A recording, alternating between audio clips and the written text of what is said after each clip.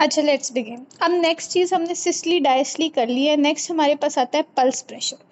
Pulse pressure basically आपके पास क्या होता है कि pulse pressure is the difference between the systolic and diastolic pressure, यानी जब हार्ट कॉन्ट्रैक्ट और रिलैक्स कर रहा है उसका जो प्रेशर है, अगर हम उसका डिफरेंस निकालें 120 80, तो जो हमारे पास प्रेशर आएगा ना वो हमारा पल्स प्रेशर है।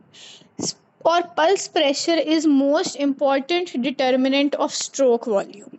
ठीक है, एक चीज़ होती है स्ट्रोक वॉल्यूम। उस स्ट्रोक वॉल्यूम को डिटरमिन करने के लिए सबसे इम्पॉर्टेंट पैरामीटर जो हमारे पास आता है वो पल्स प्रेशर होता है। नॉर्मल पल्स प्रेशर नॉर्मल बंदे का जो है वो आपके पास आता है 120 माइनस 80 यानी 40। ठीक है, अगर ये पल्स प्रेशर किसी पैथोलॉजी की वजह से वाइड हो जाए, वाइड का क्या मतलब है, 40 से ज़्यादा हो जाए, 40 से ज़्यादा हो जाए तो इसका मतलब है कि सिस्टोलिक और डायस्टोलिक प्रेशर के दरमियान का डिफरेंस ज़्यादा है। और अगर ये नैरो हो जाए तो डिफरेंस कम है। कोई भी पैथोलॉजी जो बीपी आपका तेज़ करेगी, टैकीकार्डिया करेगी, ठीक है, नैरो पल्स प्रेशर करेगी।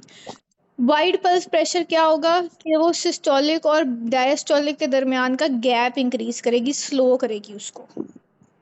यहाँ तक पल्स प्रेशर सबको समझ में आ गया कि पल्स प्रेशर क्या है? पल्स प्रेशर है सिस्टोलिक और डायस्टोलिक के दरमियान का डिफरेंस। ठीक है, अब नेक्स्ट हमारे पास एक चीज़ आती है, वो हमारे पास आता है mean arterial pressure.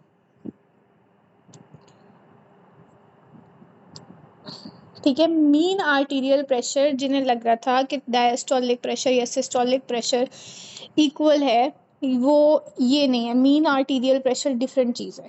Mean arterial pressure का क्या मतलब है? जो मीन का मतलब है, मीन का मतलब होता है ना कि हम एवरेज निकालते हैं, तो mean arterial pressure is basically the average arterial pressure एक कार्डियक साइकिल में। अब एक कार्डियक साइकिल होता है, उसमें हमारे पास सिस्टली भी आती है, उसमें हमारे पास डायस्टली भी आती है। जब हम इस सिस्टली और डायस्टली का एक एवरेज लेंगे ना, तो फिर वो आपके पास होएगा mean arterial pressure. Mean arterial pressure को एक तरह से ये भी कह सकते हैं कि इट इज़ परफ्यूजन प्रेशर, यानी कि एक एवरेज प्रेशर कितना चाहिए हमारी बॉडी के ऑर्गन्स को कि ब्लड इसमें से पास करे, परफ्यूज़ करे, या ऑक्सीजन या कार्बन डाइऑक्साइड परफ्यूज़ करे। ठीक है, अगर तो ये ग्रेटर देन 60 है ना, तो फिर आपका ये एक एवरेज प्रेशर है जिसमें आपके organs are able to sustain life या सस्टेन देयर वायबिलिटी।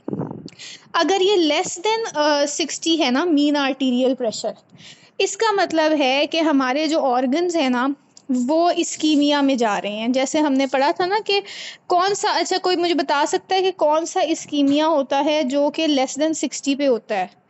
ये जो मीन आर्टीरियल प्रेशर है ना, ये आपको निकालना आना चाहिए, इसकी वैल्यू बहुत इंपॉर्टेंट है। ठीक है, कोई मुझे बता सकता है what type of ischaemic response is initiated when mean arterial pressure is less than 60? हाँ जी, CNS इस्कीमिक रिस्पॉन्स। ठीक है, ये CNS इस्कीमिक रिस्पॉन्स हमने पहले भी पढ़ा है। अब इसको यहाँ पर CVS के साथ रिलेट करो कि बेसिकली क्या है कि हमारा एक एवरेज सिस्टोलिक और डायस्टोलिक प्रेशर होता है हमारी बॉडी में। अगर वो प्रेशर सही से नहीं मिल रहा तो हमारी बॉडी को स्टिमुलस जाता है कि यहाँ इस्कीमिया हो रहा है। उसके रिस्पॉन्स में वो एक रिस्पॉन्स जनरेट करेगा हमारी ब्रेन से, जिसको हम कह देंगे CNS इस्कीमिक रिस्पॉन्स। पर बेसिकली उसकी अंडरलाइंग पैथोलॉजी क्या है? पैथोलॉजी यही है कि आपकी बॉडी का जो मीन प्रेशर है ना वो आपका कम हो रहा है। तो that is called mean arterial pressure, यानी एक एवरेज प्रेशर जो हमारी आर्टरीज के अंदर होता है, which is required for perfusion of blood. ठीक है, अब सबको समझ आ गया है कि क्या डिफरेंस है मीन आर्टीरियल प्रेशर में, पल्स प्रेशर में? पल्स प्रेशर डिफरेंस होता है एक कांस्टेंट वैल्यू का, एवरेज नहीं होता। ठीक है, मीन आर्टीरियल प्रेशर एवरेज होता है एक पूरे कार्डियक साइकिल में कि कितना प्रेशर है। कभी किसी का प्रेशर 130 भी हो सकता है, ब्लड प्रेशर 140 भी हो सकता है। तो उस केस में आपके पास पल्स प्रेशर नहीं आता, पल्स प्रेशर आइडियल कंडीशन में आता है। ठीक है, मीन आर्टीरियल प्रेशर जो है ना वो आपके पास एक एवरेज कंडीशन, यानी RTA भी हो गया तो हम मीन आर्टीरियल प्रेशर निकालते हैं।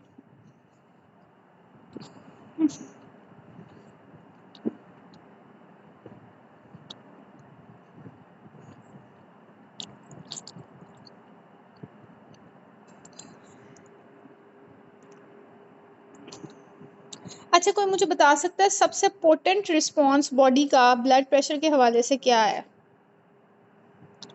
CNS system. और सबसे फास्टेस्ट? बैरोरिसेप्टर।